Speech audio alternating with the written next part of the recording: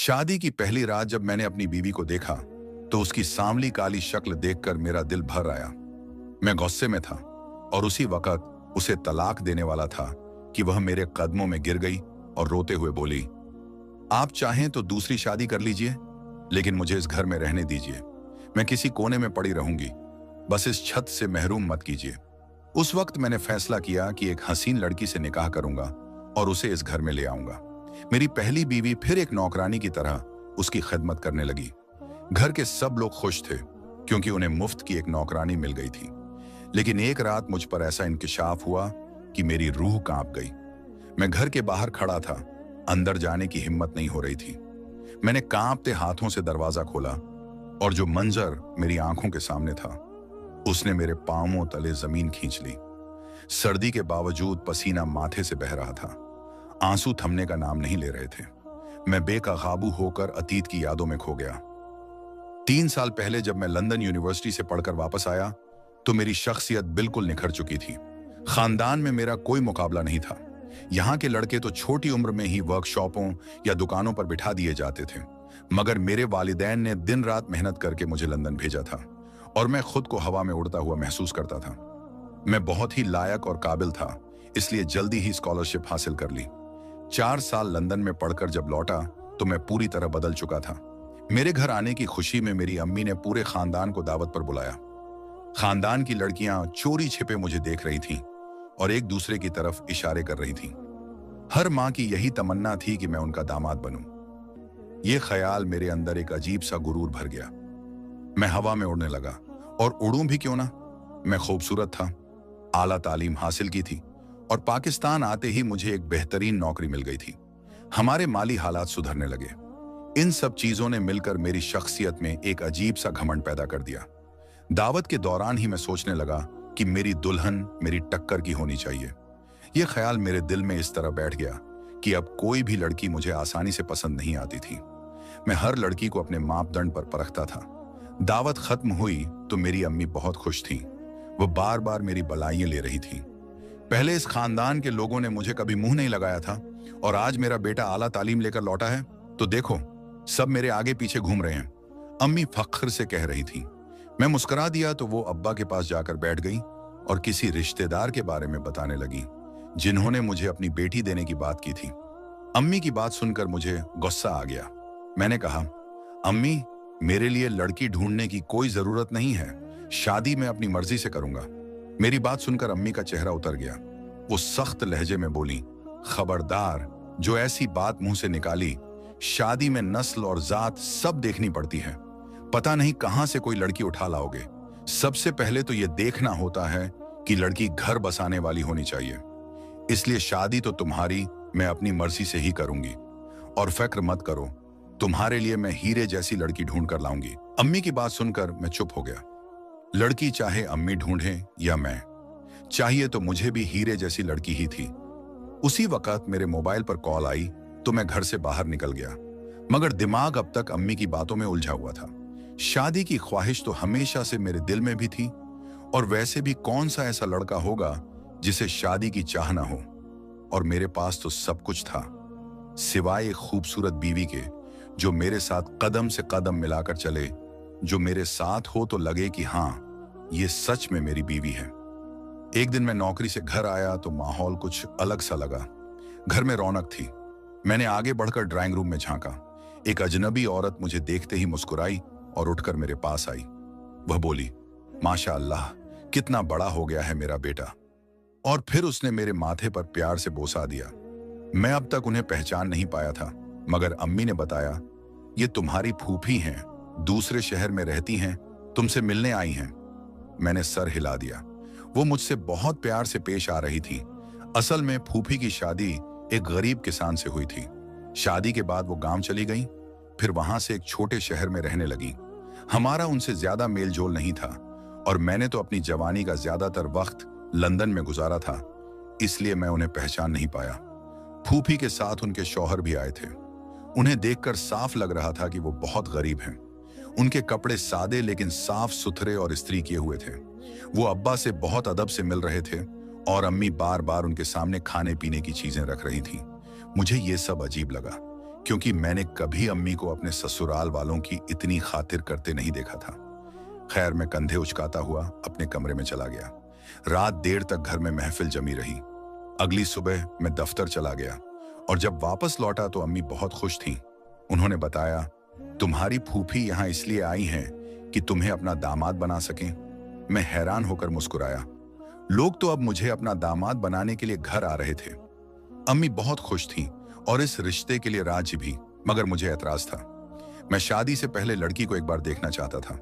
जब अम्मी ने मेरी ये बात सुनी तो हंस पड़ी और बोली, अरे तुम फिक्र मत करो, मैंने लड़की को देख लिया है। वो बहुत अच्छी है, बहुत ही खूबसूरत है और तुम्हारी सारी उम्मीदों पर खरी उतरेगी। बस इतना है कि वो लोग गरीब हैं और दूसरे शहर में रहते हैं, इसलिए हमें वहां जाकर देखने का वक्त नहीं मिलेगा। मैं चाहती हूं कि तुम्हारी शादी जल्दी हो जाए। अब मेरी बूढ़ी हड्डियों में ताकत नहीं बची कि तुम्हारे नाज नखरे उठाऊं। जब तुम्हारी बीवी आएगी तो वही तुम्हारे नखरे उठाएगी। अम्मी की बात मुझे न चाहते हुए भी माननी पड़ी। वैसे भी अम्मी को कोई चीज इतनी जल्दी पसंद नहीं आती थी और अगर अब वो किसी लड़की की तारीफ कर रही हैं तो यकीनन वो बहुत अच्छी और काबिल होगी। मेरे यहाँ कहते ही घर में शादी की हलचल शुरू हो गई। शादी की तैयारियों में मैंने बहुत कोशिश की कि किसी तरह उस लड़की से बात हो सके, मगर पता चला कि वो लोग इतने गरीब हैं कि लड़की के पास मोबाइल तक नहीं है और वो इस तरह की मुलाकात को भी पसंद नहीं करती। मैंने खुद को तसल्ली दी कि शादी में अब ज्यादा दिन नहीं बचे। मैं बेसब्री से अपने शादी के दिन का इंतजार करने लगा।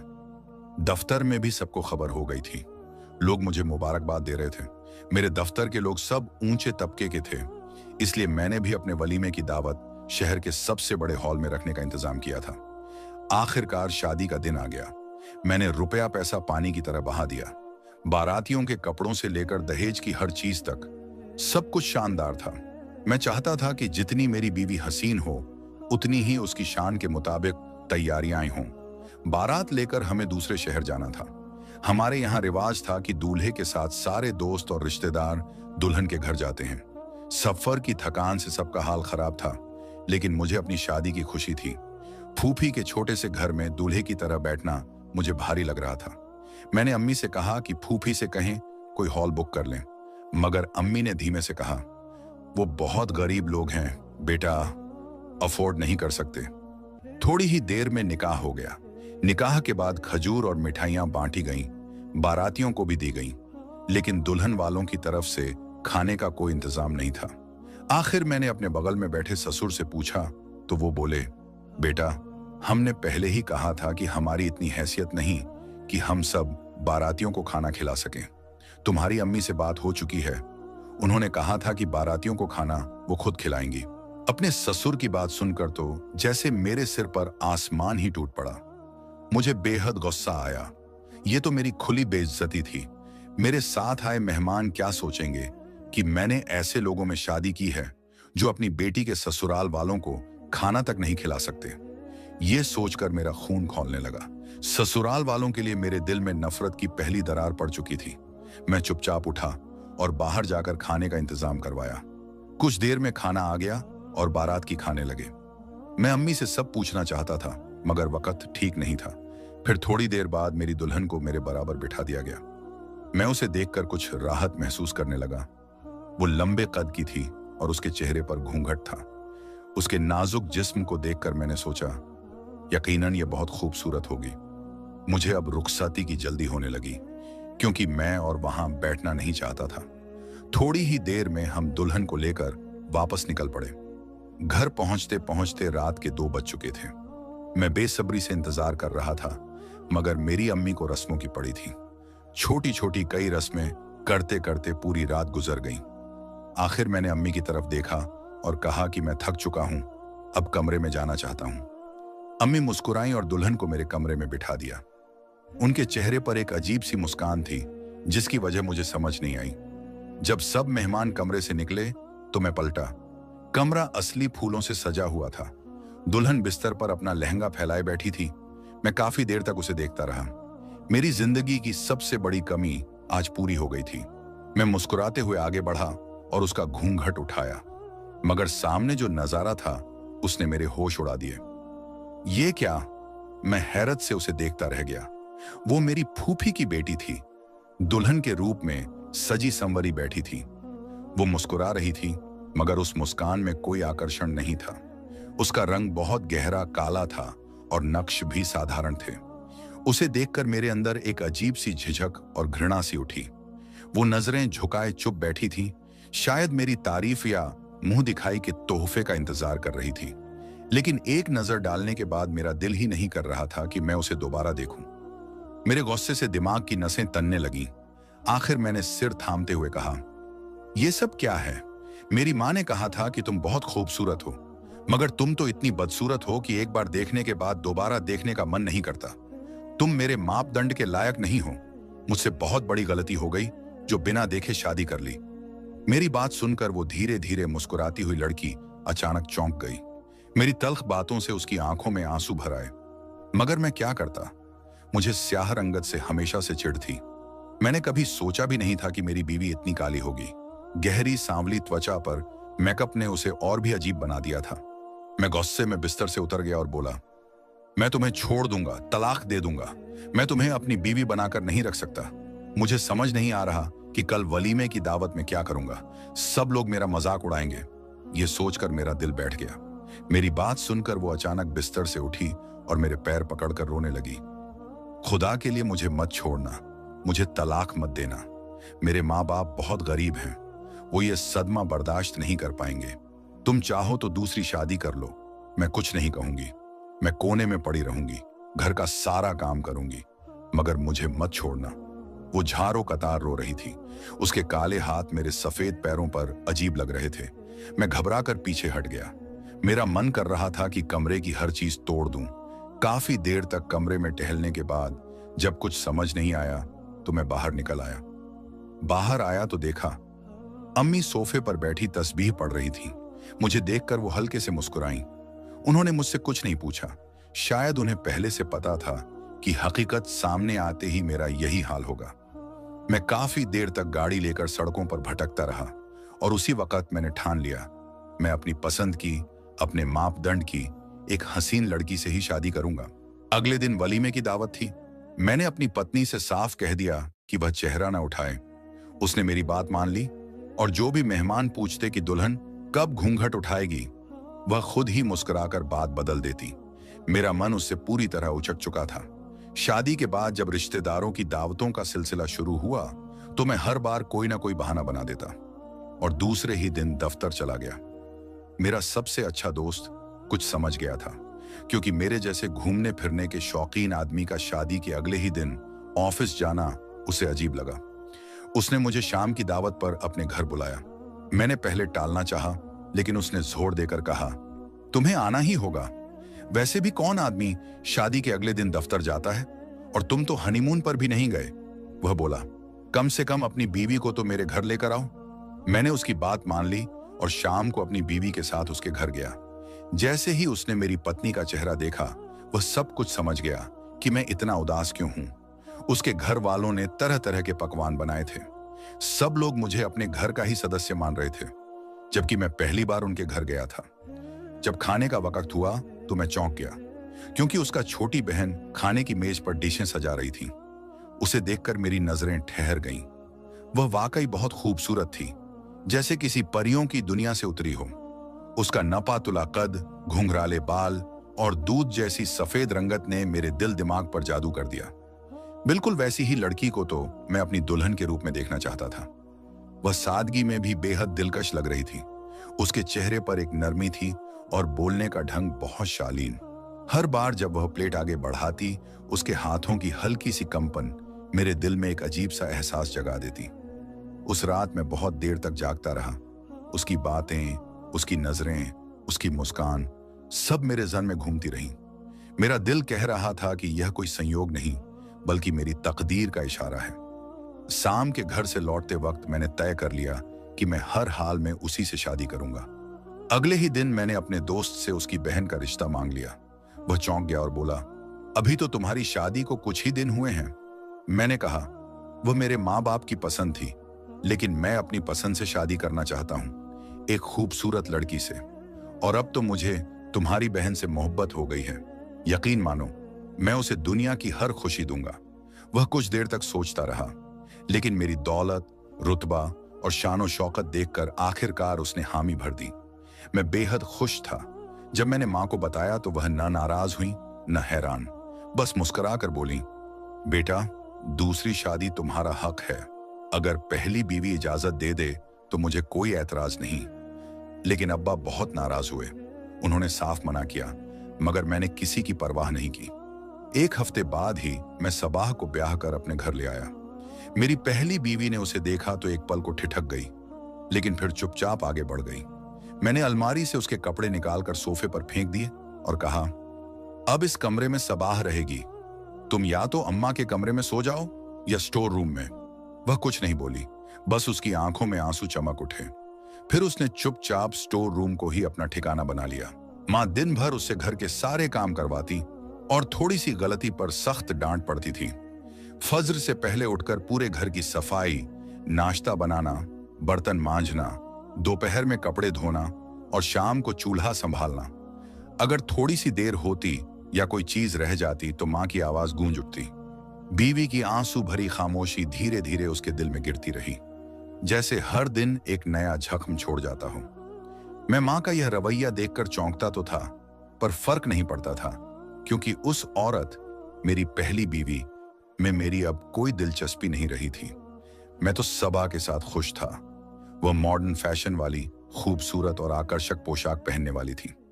जब भी उसे देखता तो दिल खिल उठता और मन कहता, यही सच्चा सौंदर्य है। उसकी मौजूदगी ने मेरी पहली बीवी से मोह भंग कर दिया था। घर के कामों की जरूरत भी नहीं थी, क्योंकि सब कुछ मेरी पहली बीवी निपटा देती थी।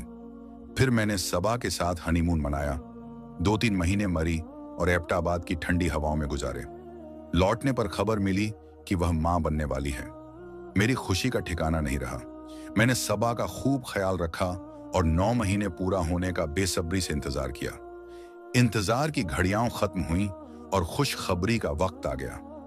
एक रात पेट में तेज दर्द उठा।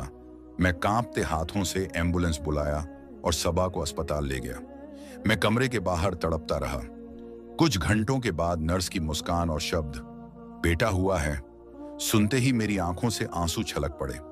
3 दिन बाद हमने सबा और नन्हे बेटे को घर लाया।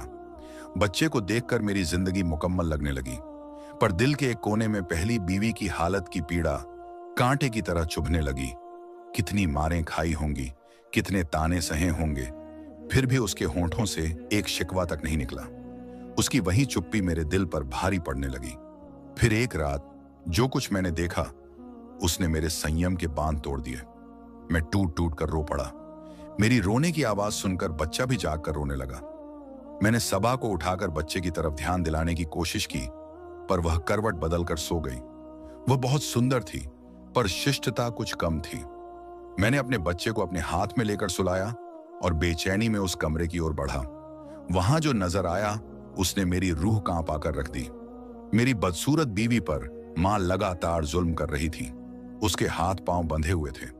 मां गुस्से में कांपती हुई पास आई, उसके बाल मुट्ठी में पकड़कर चिल्लाई, जानती है तू क्यों?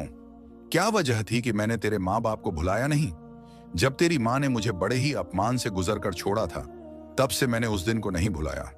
जब मैंने मीनार के बचपन में ही तुम्हारे रिश्ते की बात कही थी, तब तुम्हारे पिता अच्छी नौकरी पर थे और तुम्हारी माँ भी दौलत में मस्त थी। उसने मेरी गरीबी का मजाक उंडेला, मेरी इज्जत का अपमान किया। अब अल्लाह ने इस दुनिया में मुझसे उसका बदला ले लिया। सारा धन संपत्ति तुम लोगों से छीन ली और इज्जत भी ले ली। तो मैंने सोचा, क्यों ना अपना कर्ज अपनी बहन से वसूल कर लिया जाए। आज मैं तुझ पर वही तमाशा दोहरा रही हूं। मैंने तुझे इस घर में बहू बनाकर नहीं, अपने बदले का जरिया बनाकर लाया है, ताकि वही दर्द तुझ पर टूटे जो तेरी मां ने मेरे दिल पर बरसाए थे। यह कहकर वह आरफा के चेहरे पर थप्पड़ मारती, हंसती, फिर रोती, जैसे पागल हो गई हो। उसकी आंखों में पुराने जख्मों का जहर भरा था और आरफा बेबस होकर जमीन पर गिर पड़ी, मानो अपनी मां के गुनाहों की सजा भुगत रही हो। मैं फौरन अंदर गया, मां को संभाला और बोला, मां, अगर फूफू ने आपका मजाक उड़ाया था तो वह उनका गुनाह है। इस मासूम की क्या गलती है? पहले आपको सच पता होता तो मैं ऐसा कभी होने देता। यह सुनकर मां सन्न रह गई। मैंने जल्दी से आरफा के बंधे हुए हाथ खोल दिए। वह उठ खड़ी हुई और चुपचाप मेरे पास से गुजर गई। उसने एक नजर उठाकर मुझे देखा। उस एक नजर में सब कुछ था। मैं अंदर तक कांप उठा। मुझे अपने दफ्तर के लोगों के बदलते रवैये याद आने लगे। मेरे बारे में बार बार शिकायतें हो रही थीं। मैंने हाथ बढ़ाकर अपनी बीवी को जाने से रोका और मां से कहा, मां, आपने ठीक नहीं किया। आपने अपने बदले के लिए इस बेचारी को सजा दी है। अगर मुझे पहले सच पता होता तो मैं ऐसा कभी होने नहीं देता। अब से मैं बिल्कुल भी इजाजत नहीं दूंगा कि आप उस पर कोई अत्याचार करें। मैंने आरिफा का हाथ पकड़ा और उसे दूसरे कमरे में ले गया। पहली बार मेरे दिल में उसके लिए नरमी पैदा हुई थी। मैं बहुत देर तक रोता रहा और उससे माफी मांगी। दिल ही दिल में मैंने तय कर लिया कि अब मैं आरिफा को उसका असली मुकाम दूंगा। मैंने नरमी से कहा, आरिफा, मैं तुम्हारे लिए एक अलग मकान किराए पर ले लूंगा ताकि तुम सुकून से जिंदगी गुजार सको। ये सुनते ही उसकी आंखों में चमक आ गई। उसने मेरा हाथ पकड़ लिया और कांपती हुई आवाज में बोली, मुनीर, तुमने मेरा दिल खुश कर दिया। आज मुझे लगा जैसे मेरा रब मेरी दुआ सुन रहा है। अगले ही दिन मैंने अपने एक दोस्त को फोन किया और उससे किराए का मकान मांग लिया। कुछ दिनों बाद आरिफा अपने नए घर में चली गई। अब वह वहां सारा दिन घर के काम काज करती, नमाज पढ़ती और शाम को कुरान की तिलावत करती। उसके चेहरे पर अब वही सुकून और रोशनी झलकने लगी थी जो कभी उसके आंसुओं ने छिपा दी थी। मैं अक्सर शाम के वक्त उसके पास जाता, उसके लिए फल या खाने की चीजें लेकर। धीरे धीरे हमारे बीच वो करीबी और भरोसा वापस आ गया जो बरसों पहले टूट चुका था। वह उतनी बदसूरत भी नहीं थी जितना मैं उसे समझता था। और आज मैंने यह बात मान ली कि असली खूबसूरती चेहरे या जिस्म में नहीं होती, बल्कि असली खूबसूरती तो इंसान के अखलाक में होती है। मैंने अपने वैवाहिक रिश्ते भी उसके साथ दोबारा कायम कर लिए। अब वह खुश रहने लगी थी। उसके लहजे में शुक्रगुजारी झलकने लगी थी। अब मैं एक दिन आरिफा के साथ गुजारता और एक दिन सुमैया के साथ। मेरी मां को यह सब देखकर कुछ बेचैनी जरूर होती थी, मगर मैंने तय कर लिया था कि अब किसी पर जुल्म नहीं होने दूंगा। खुदा के लिए अपने गुनाहों और किए गए जुल्म का बदला किसी और से मत लीजिए, खास तौर पर बेटियों से। किसी बाप या दादा की गलती का बोझ उसकी बेटियों के कंधों पर मत डालिए। बेटियां नाजुक होती हैं। जब कोई अपनी बेटी आपको देता है तो वह अपने दिल का एक टुकड़ा आपके हवाले करता है। उसकी इज्जत कीजिए, उसका ख्याल रखिए और उसकी जिंदगी में मोहब्बत, तहफ़्फ़ुज़ और वक़ार दीजिए। कभी भी किसी इंसान, मर्द या औरत के चेहरे, रंग या शक्ल सूरत का मजाक मत उड़ाइए। ये सब अल्लाह ताला की मखलूक़ हैं और वही जिसे जैसे चाहे बनाता है। हमारा फर्ज है कि हम रहम, अदल और इज्जत के साथ पेश आएं। आखिर में दुआ है, ऐ खुदा, हमारी बेटियों के नसीब में इज्जत, सुकून और खुशियां लिख दे। हमें ताकत दे कि हम किसी के दुख का सबब न बने, बल्कि मुसीबत में उसका हाथ थामने वाले बने। आमीन।